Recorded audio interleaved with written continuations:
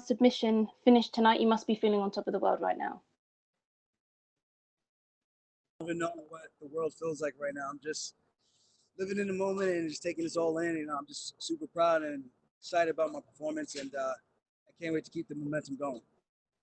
Yeah, Cory had never been finished by submission or finished ever in his pro career. So did you see that opening being there with the submission? Did you see that playing out that way? No, I wasn't sure which way he was going to go out. It was either I was going to take him down and get on top and unleash some devastating ground and pound, or I was going to get a submission. And he took the lather, and I was able to put him to sleep. But either way, I'm a next level grappler. There's black belts and then there's black belts, and people need to realize, man, if I take you down, it's going to be a long night for you. And you said obviously that you're hoping that Peter Yan wins his title fight because you're coming for him. How do you see that fight going down with Yan and Aldo? Honestly, I don't really care who wins. I'm not one to wish ill will on somebody in their career. If he wins, great. It was for him. If not, then it was Jose Aldo's night. So whoever's the better man that night, I'm looking forward to facing either one. They're both great competitors. I'm a great competitor myself. I'm looking to put a stamp on either one of them. Make my name, further my legacy, cement my name in the history books. It's going to be a competitive fight. I can't call it. I think Jan's got some good tricks. I think Aldo's got some good BJJ, but he's fell in love with the boxing. Maybe he gets back to those leg kicks like he used to, and we'll see what happens. How do you feel like you match up with either of them? I think I match up great. Again, if I take any one of these guys down, I know that people always rave about Jose Aldo's takedown defense. And I took Brow down when my wrist was all jacked up. I'm telling you, man, now I feel good. I'm in a great place, especially mentally, physically. Any one of those guys, I get my hands locked, I'm taking your ass down. I'm going to drown you. All right. Well, congratulations on the win tonight. Thanks. Thank you. We'll go next to James Lynch with the score. Your line is open. Aljo, congratulations on the huge win. How was it fighting without the crowd? Because I'm sure part of you is kind of like, man, I wish I could have got that reaction off that impressive submission win. I didn't even, that would have been great, but I didn't really even think about it, man. I've been sparring with nobody in the gym, no music, just sparring in the emptiness of just being in the moment, and it's been a fascinating feeling. So this was very familiar for me, kind of like another day at the gym, another day of practice, and I just had to go out there with more bad intentions. And I was super pumped up about it. I'm just glad to get back out here after a year layoff and get a win in a way like that. Can't ask for a better night. Once you got him to the ground, were you pretty confident you were going to sink in a submission? Oh, 100%. I got the face cranked with the first attempt, and I thought that was game blouses, but he managed to find my hand, and I was like, you know what, let me readjust and not sell out. And then I transitioned as he tried to fight the figure four, and I was able to get the lefty rear naked choke sunk in, a la Damian Maia, and young backpack is back. And you talked about it in your post-fight interview with Joe Rogan. There's a lot going on in the world with a lot of the racial injustice. What was the support like from the African-American community heading into this fight? Because I'm sure there's not a lot of live sports right now, and you're a really good role model for everyone out there. Oh, it's been heavy. I've had some people attacking me actually at the beginning of fight week saying I wasn't using my platform to speak up. People that don't even follow me, and they're just like I'm like, dude, how do you even know who I am? You don't even follow me. How do you even know who I am to come reach out and start attacking me about what I believe in? You don't know what I believe in. So I think people have to understand where we sit as athletes. We still have a job to do. To start pressuring someone to start going on social media, doing stuff because you feel like they should when they have a bigger task in front of them. I think it's a little bit unfair, but at the same time, I do think as an athlete, it's on us to use our platform for good. So I'm just glad I found the balance to be able to use it for good and still be able to stay focused on a big opportunity, a big fight that had everything riding on it. I could have lost focus, and everything I've worked so hard for the past couple of years, it has just been all down the drain, and I would have had to restart from scratch all over.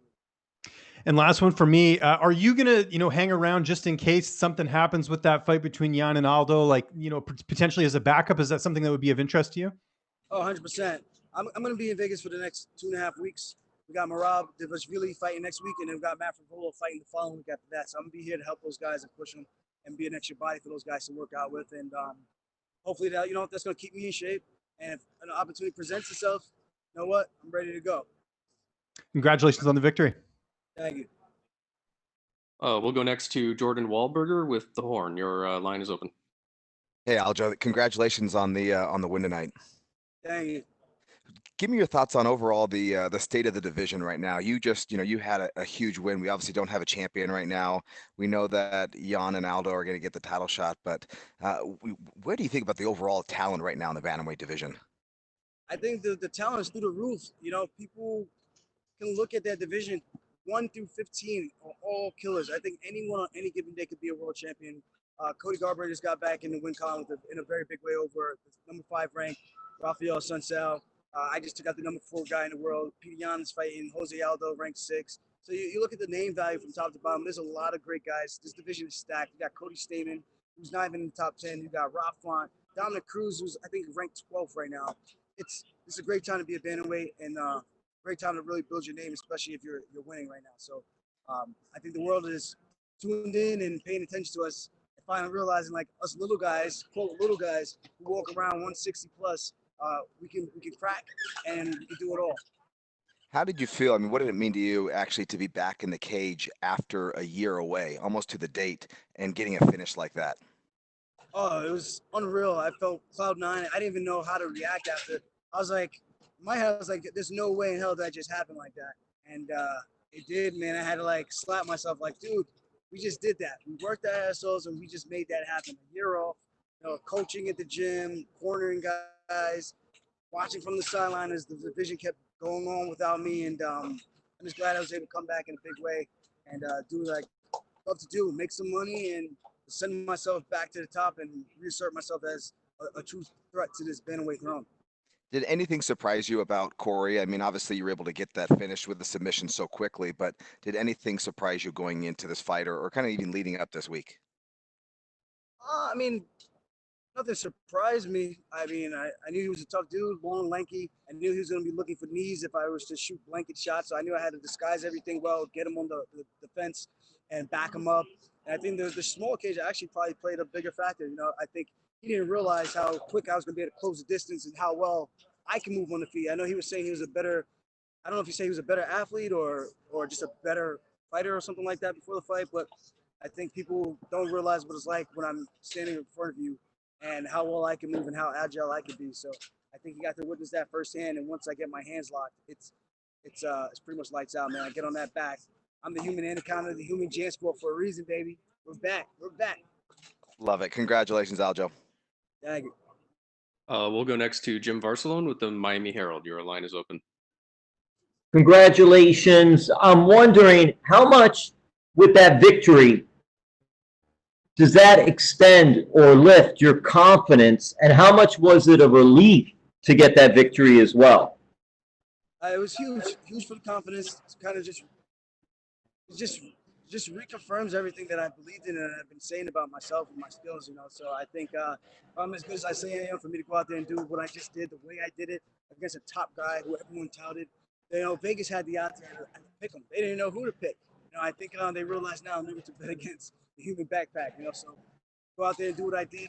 I think I reconfirmed to everyone that I'm a true threat to this division.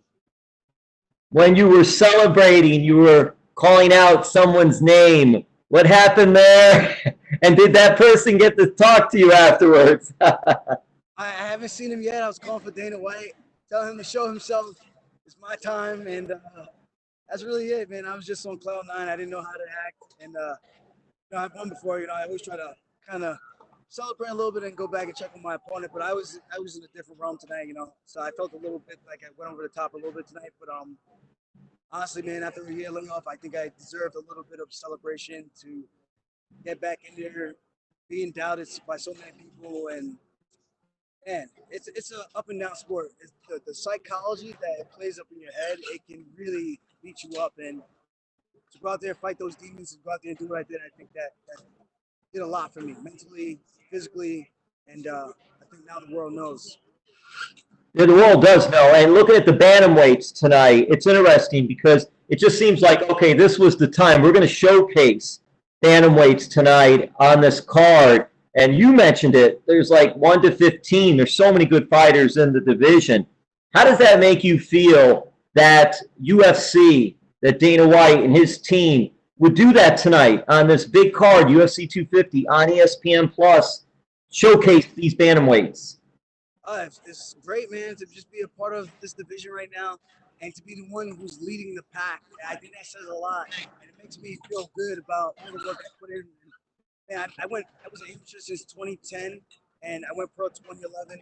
I've been in this game for a very long time, and to have all the skill set that I've been developing finally come full circle and to do what I'm doing today, it's unreal. You know, it's a true blessing. Lets me know all the hard work I've been putting in was not for nothing, and it reconfirms everything I said about myself and my abilities, and lets me know that, you know, if you really do work hard, man, I think the universe has a way of working towards your favor. You know, and just putting the time in. Put the time in. I worked my ass off. I earned this. Nobody can take this from me, and it's an exciting time to be a bandweight. Exciting time to be a bandweight. And lastly, for me, you put in the preparation, you put in the hard work, but then as you keep rising, as you keep climbing the ladder, there's a lot of other things that go involved, doing a lot of media, doing a lot of community events, things like that. Is that also part of that next step? Is that also things that you're getting involved in, have been doing, and are going to do? Yes, 100%. I haven't got to do a lot of like community service stuff like I have in the past. I've done some stuff like pro bono, going to Jamaica, just teaching seminars for free, going to these gyms, just kind of touring around the island, giving back to my roots, my heritage. You know, I'm first born Jamaican in the U.S. You know, I was raised in the States, but I got my Jamaican heritage intact. You know, both my parents, my grandparents, born and raised in Jamaica, and so I still have all those beliefs and culture still in me. You know, so to go back and do things like that, I think it's important. You know, especially someone in my position, it's very influential, and I think it's kind of like just paying it forward. You know, I had someone who took me around in high school to all these wrestling tournaments, paid for my food, paid for the tournaments, $30, $40 for me to compete, paid for my singlets, and he didn't know me from a hole in the wall. He just told the coach, "Does this kid want to wrestle?" And I said, "Yes."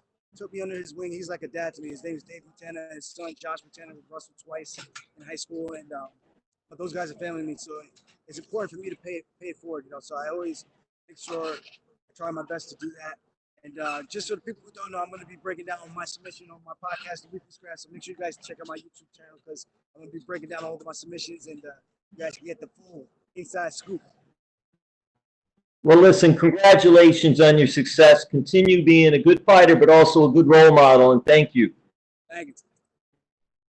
We'll take our final question from Jay Anderson with Cage Side Press. Thanks very much. And Aljo, congratulations on the win. Just a couple quick ones for me. First of all, you talked about keeping the momentum going, obviously the title fight coming up. Is there anything other than a title shot for yourself that you would accept right now? I'm going to have to say no. If, you know, Dana said this one's the one with title implications on it, I'm going to have to say no and just sit out and wait. You know, I think I put the time in. I think I earned it. I think I've done it in spectacular fashion against a guy that people were thinking this was going to, you know, make it really, really difficult for me. And I thought it was going to be difficult too. And I came out, I think I more than passed the test with flying colors. Fair enough. And the other thing you called out after the fight was the idea of the UFC going to Jamaica. What would that mean to you?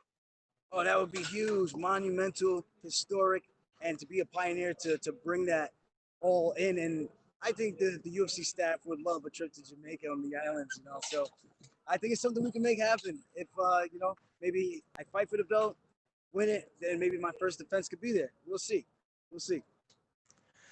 Well, congratulations on the win again tonight, and hope that can happen once we all get back to normal. Looking forward to it, man. Thank you. Thanks for having me. All right, thank you very much, Aljamain. You're all set. Thank you.